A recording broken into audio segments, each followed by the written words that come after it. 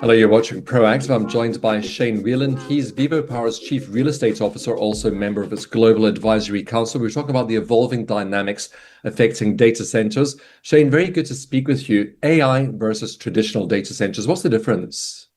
I think the traditional data centers are effectively not fit for purpose when it comes to dealing with AI and the requirements and demands of an AI data center. Like a legacy data center is essentially a giant library, quiet, steady, organized. An AI data center is a high performance engine room, which is loud, hot, and volatile. This leads to sort of three main sort of points of difference. One is density. Traditional data centers, the racks that are included there, they pull 5 to 15 kilowatts of power, whereas AI racks for the large language model, that training, they now exceed 40 to 85 kilowatts per hour.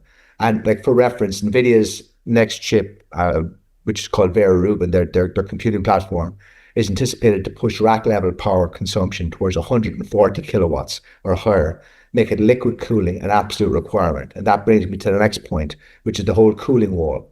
Traditional air cooling, which is effectively giant fans, is what was used or has been used in traditional data centers. Like that's physically incapable of removing the heat generated from modern GPUs. This has forced shifts towards liquid cooling, which is cold plates or actually immersion of the full rack into liquid systems. This requires entirely new plumbing, structural reinforcements that old buildings simply don't have. And then the third point of difference is the traffic patterns. Traditional data centers, they handle north-south traffic, which is effectively users to server and back, whereas AI data centers handle east-west traffic. That's thousands of GPUs talking to each other simultaneously. This requires specialized low-latency networking that legacy centers weren't wired for. Shane, why is AI driving an explosion in power demand? That's a really good question. For some reference, as of 2026, data centers are going to consume over 500 terawatts globally. That's about 2% of all electricity. Like this isn't just more power, it's a different kind of demand. Like global data center growth is estimated to be 28.3% annually for the next 5 years. This will result in global power usage increase to 3%. Like that then means you've got structural issues, like the grids are being overwhelmed. Like they're not sufficient to meet the AI DC power demand. And like if you look at major hubs like North Virginia, which is effectively called Data Center Rally, in 2025, at least 25 data center projects were cancelled due to community resistance. This is effectively as a result of rising utility bills, noise pollution from the cooling fans.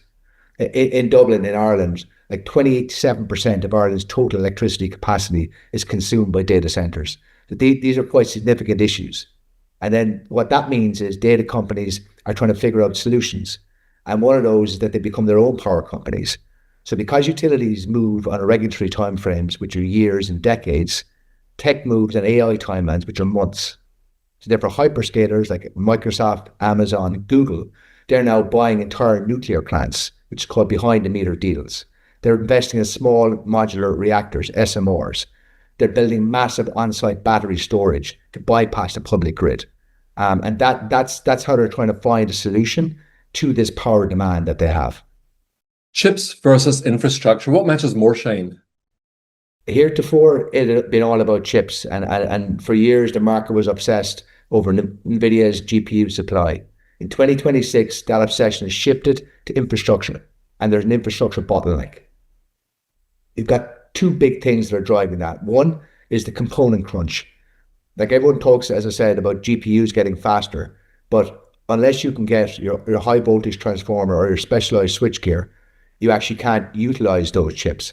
And the lead times for those key components are stretching out to 18 months and 24 months in certain instances.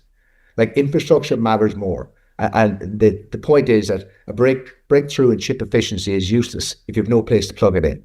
And you're seeing stranded chips where basically they're sitting in warehouses because data centers, the connection to the grid has been pushed back by 2 years.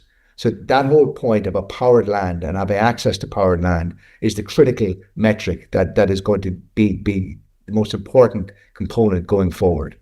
Like in 2026, the competitive advantage doesn't belong to the company with the best algorithm. It belongs to the company with the most gigawatts of secured plug-ready power. And that is the key trend. Like for AI, it's moving to remote areas where power is available. They don't need humans as much. They don't need to have the same latency requirements. They care about being able to get the training models to talk to each other with the GPUs and having space. And that's key. That constant cheap electricity is what they're focused on. A good example of this is Google. Google have acquired 1,400 hectares in northern Finland, not far from the Arctic Circle. Why? Because these sites were chosen to access clean energy, hydro, and their suitability for large-scale AI training clusters. Shane, thank you very much for your insights. Very good speaking with you today. Thank you very much for having me. Really enjoyed it. Thank you. Shane Whelan, VivoPower's Chief Real Estate Officer, also member of its Global Advisory Council.